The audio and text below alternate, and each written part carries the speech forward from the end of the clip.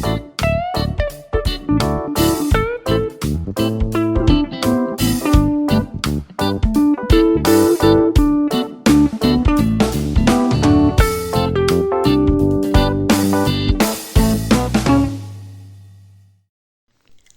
കൂട്ടുകാരെ, എല്ലാവർക്കും സുഖമാണല്ലോ? എന്തൊക്കെയുണ്ട് വിശേഷം? സുഖമാണോ? ഞാൻ ഇന്നിവിടെ നല്ലൊരു പഴംപൊരി ഉണ്ടാക്കിയതിൻ്റെ വീഡിയോ ഇട്ടിരിക്കണത്. നിങ്ങൾക്ക് എല്ലാവർക്കും അറിയുന്നുണ്ടാവും, പക്ഷേ ഇത് ഞാൻ ഉണ്ടാക്കിയപ്പോൾ നല്ല നന്നായിരുന്നു കേട്ടോ. നമുക്കതെങ്ങനെ ഉണ്ടാക്കാൻ നോക്കാം. അങ്ങനെ നമ്മളെ വീഡിയോ ഇഷ്ടമായാണ് ലൈക്ക് ചെയ്ത് സപ്പോർട്ട് ചെയ്ത് എല്ലാവരും ഒന്ന് സബ്സ്ക്രൈബ് ചെയ്യാത്തവരൊക്കെ ഒന്ന് സബ്സ്ക്രൈബ് ചെയ്യണേ. അഭിപ്രായങ്ങളൊക്കെ അറിയിക്കണേ. അതിനായിട്ട് ഞാൻ ഒരു ഗ്ലാസ് മൈദപ്പൊടി കേട്ടോ, 2 പഴം കൊണ്ടാണ് പഴംപൊരി ഉണ്ടാക്കുന്നത്. ഒരു നുള്ള് മഞ്ഞൾപ്പൊടി ഇട്ട് കൊടുക്കുന്നുണ്ട് കേട്ടോ. ഇത് ഓപ്ഷനാണ്, നിങ്ങൾക്ക് വേണമെങ്കിൽ ഇട്ട് കൊടുത്താൽ മതി. അങ്ങനെ അതും ഇട്ട് കൊടുത്തിട്ട് നമുക്ക് നുള്ള് ഉപ്പിട്ട് കൊടുക്കാം. ഒരു പിഞ്ച് ഉപ്പിട്ട് കൊടുക്കുക. അത് മധുരം ഒന്ന് ബാലൻസ് ചെയ്യാനാട്ടോ. പിന്നെ 2 ടീസ്പൂൺ പഞ്ചസാര ഇട്ട് കൊടുക്കുക. 2 പഴത്തേക്കില്ല കൂട്ടാണ് ഞാനീ പറയുന്നത് കേട്ടോ. ഇതൊക്കെ നന്നായി ലേസം വെള്ളം ഒഴിച്ചുകൊണ്ടേ നമുക്ക് നന്നായി ടൈറ്റാക്കിയിട്ട് ഒന്ന് കലക്കിയെടുക്കുക കേട്ടോ. ഒട്ടും വെള്ളം കയറാൻ പറ്റില്ല. വെള്ളം പാകത്തിനേ പറ്റുള്ളൂ. വെള്ളം കയറിയാൽ പിന്നെ ഞങ്ങൾ അങ്ങനെ വേണമെങ്കിൽ പൊടി ഇട്ട് കൊടുക്കേണ്ടി വരും. അങ്ങനെ ഇത് നമുക്കൊരു അരമണിക്കൂർ റെസ്റ്റ് ചെയ്യാൻ വെക്കട്ടോ, ഒന്ന് അടച്ച് വെച്ചിട്ട്. അപ്പോൾ നല്ലൊരു സോഫ്റ്റായി വന്നിട്ടുണ്ടാവും. അങ്ങനെ ഇതൊക്കെ നമുക്ക് ഇങ്ങനത്തെ ഒരു വിസ്ക് കൊണ്ടോ ഒരു സ്പൂൺ കൊണ്ടോ നിങ്ങൾ നന്നായി ഇളക്കിങ്ങാണ്ടേ യോജിപ്പിച്ചിട്ട് പിന്നെ കുറച്ച് വെള്ളം ഒഴിച്ചിങ്ങാണ്ട് നന്നായി കലക്കെടുക്കട്ടോ.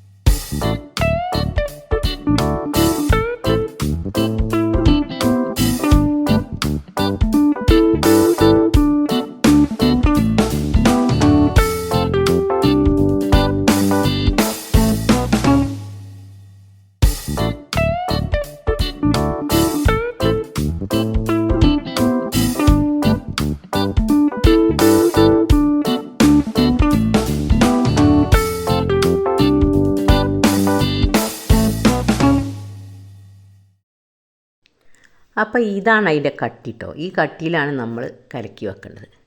ഇത് നമുക്കിനി അരമണിക്കൂറോ അല്ലെങ്കിൽ 1 മണിക്കൂറോ റെസ്റ്റ് ചെയ്യാൻ വെക്കണം കേട്ടോ. 2 പഴത്തേക്കുള്ള കൂട്ടാണ് ഞാനീ പറയുന്നത്. ഇത് പിന്നെ ഒരു 10 മിനിറ്റോ 1 മണിക്കൂറോ ഇനി 2 മണിക്കൂറൊക്കെ വെച്ചാലും കുഴപ്പമില്ല. നിങ്ങൾ രാവിലെ വെച്ചിട്ട് വൈകുന്നേരത്ത് ഉണ്ടാക്കിയാലും നല്ലൊരു സോഫ്റ്റാക്കാം കേട്ടോ. ഫ്രിഡ്ജിൽ വെച്ചാൽ മതി. അതിനായിട്ട് ഞാൻ നല്ല പഴുത്ത പഴം എടുത്തിട്ടുണ്ടോ. അധികം പഴുപ്പ് കയറിയിട്ടുമില്ല. പഴുക്കാത്ത പഴം കൊണ്ടിട്ടുണ്ടാക്കിയാലേ രസം ഉണ്ടാവില്ല കേട്ടോ. ഇങ്ങനെ പഴുത്ത പഴം തന്നെ എടുത്തോളൂ. നമുക്കതിൻ്റെ തോലൊക്കെ ഒന്ന് കളഞ്ഞെടുക്കാം. നിങ്ങൾക്ക് ഇഷ്ടമല്ല ഷേപ്പിൽ എങ്ങനെ നിങ്ങൾ ഇഷ്ടമെന്ന് വെച്ചാൽ അങ്ങനെ നിങ്ങൾക്ക് മുറിച്ചെടുക്കാം കേട്ടോ. ഞാനിപ്പോൾ നടുവിലൊന്ന് മുറിച്ചിട്ട് കഷ്ണങ്ങളാക്കണം. അധികം കട്ടി കുറയാനും പറ്റില്ല, വലിയ കട്ടി ഉണ്ടാകാനും പറ്റില്ല. അങ്ങനെയാണ് ഇത് ഉണ്ടാക്കേണ്ടത് കേട്ടോ. ഈ നീളത്തിൽ മുറിക്കാൻ പറ്റുമെങ്കിൽ അങ്ങനെ മുറിച്ചോളി. നമുക്കതൊക്കെ ഒന്ന് കട്ട് ചെയ്തെടുക്കാം. പഴമൊക്കെ ഒന്ന് മുറിച്ചിട്ടേ നടുക്കൊന്ന് മുറിച്ചിട്ട് ഈ 2 പഴം കൊണ്ട് ഉണ്ടാക്കുമ്പോൾ തന്നെ കുറേ ഉണ്ടാവും കേട്ടോ.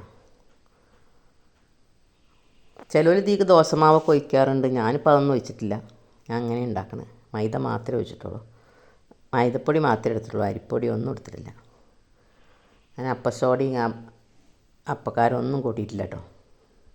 ഇങ്ങനെ ഉണ്ടാക്കിയപ്പോൾ തന്നെ നല്ലൊരു ടേസ്റ്റാണിത്. അങ്ങനെ നമുക്ക് അതൊക്കെ ഒന്ന് മുറിച്ചെടുക്കാം കേട്ടോ. നടുവിൽ മുറിച്ചിട്ടേ ഒന്ന് കട്ട് ചെയ്തെടുക്കാം. അങ്ങനെ ആകുമ്പോൾ അധികം എണ്ണയും വേണ്ട. എണ്ണയ്ക്കിട്ട് ഇങ്ങനെ പൊരിച്ചെടുക്കാൻ അധികം എണ്ണൻ്റെ ആവശ്യം ഉണ്ടാവില്ല. അപ്പം ഇനി ചെറിയൊരു കറുപ്പൊക്കെ ഉണ്ട്, അതങ്ങനെ കളയാം നമുക്ക്. പഴത്തിന് എന്തായാലും ഉണ്ടാവും അടിപൊളിയൊക്കെ എന്തെങ്കിലുമൊക്കെ കേടുകൾ. അങ്ങനെ നമുക്ക് അതൊക്കെ ഒന്ന് കട്ട് ചെയ്തിട്ടേ എണ്ണയൊക്കെ ചൂടാകുമ്പോൾ അതിലിട്ടുങ്ങാണ്ടി നമുക്ക് പൊരിച്ചെടുക്കാം. ഇങ്ങനെ നടുവിലൊന്ന് മുറിച്ചിട്ടേ പിന്നെ പീസുകളാക്കിയാൽ മതി. വലിയ കട്ടി കുറയും വേണ്ട. എനിക്കാണെങ്കിൽ ഇങ്ങനെ കത്തി കൊണ്ട് മുറിക്കണ ഭയങ്കര പേടി കേട്ടോ. അപ്പോൾ ഒന്ന് കത്തി കയ്യുമ്മ തട്ടിയിട്ട് ഇപ്പോൾ ഒന്ന് മുറി മാറി കെട്ട് കഴിച്ചിട്ടുള്ളൂ. കത്തി എടുത്താൽ എൻ്റെ കയ്യുമ്മ തട്ടും. അങ്ങനെയാണ് എൻ്റെ സ്വഭാവം അല്ലേ.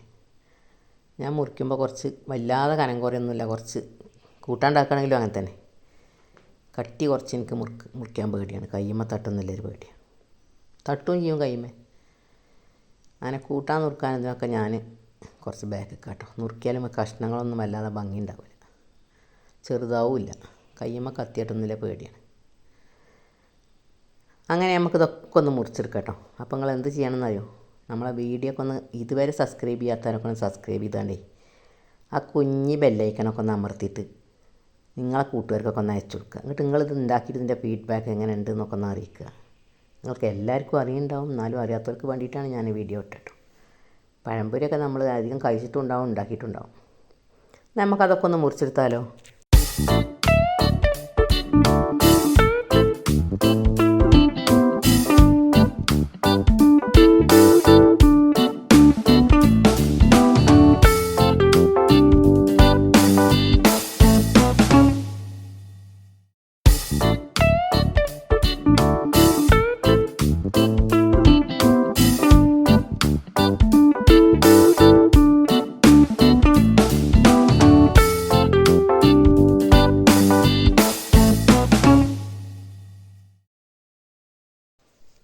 എന്നാൽ ഗേസ് നമുക്കതൊക്കെ ഒന്ന് ചുട്ടെടുക്കാം കേട്ടോ.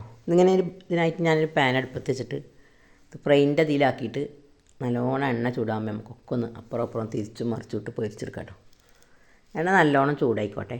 തിളച്ച് നല്ലോണം പുക ആളുമ്പോൾ ഒന്ന് തീ കുറക്കുക. നല്ലോണം തിളച്ചിട്ടൊന്ന് തീ കുറച്ചിട്ട് അതിക്കിട്ടിട്ട് അപ്പുറം ഇട്ട് മറിച്ചെടുത്തുകൊണ്ട് പൊരിച്ചെടുത്താൽ മതി കേട്ടോ. അങ്ങനെ നമ്മളെല്ലാ പഴംപൊരിയും നമുക്കൊന്ന് പൊരിച്ചെടുക്കാം.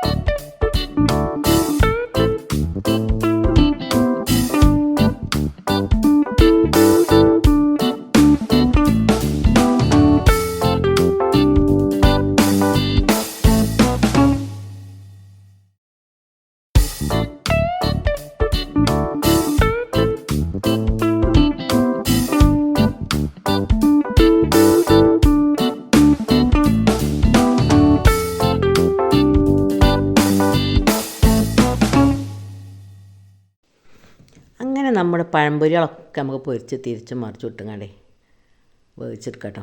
അല്ലാതെ കരിഞ്ഞു പോകണോ നോക്കിക്കൊണ്ടു ഇതേപോലെ ആക്കിയാൽ മതി. അപ്പോൾ അതിൻ്റെ ഉള്ളും പുറമൊക്കെ വെന്ത് വന്നിട്ടുണ്ടാവും. ഇതിന് എണ്ണയൊന്നും തീരെ കുടിക്കില്ല കേട്ടോ. നല്ലൊരു ടേസ്റ്റാണ് ഇങ്ങനെ പഴംപൊരി ഉണ്ടാക്കിയാൽ.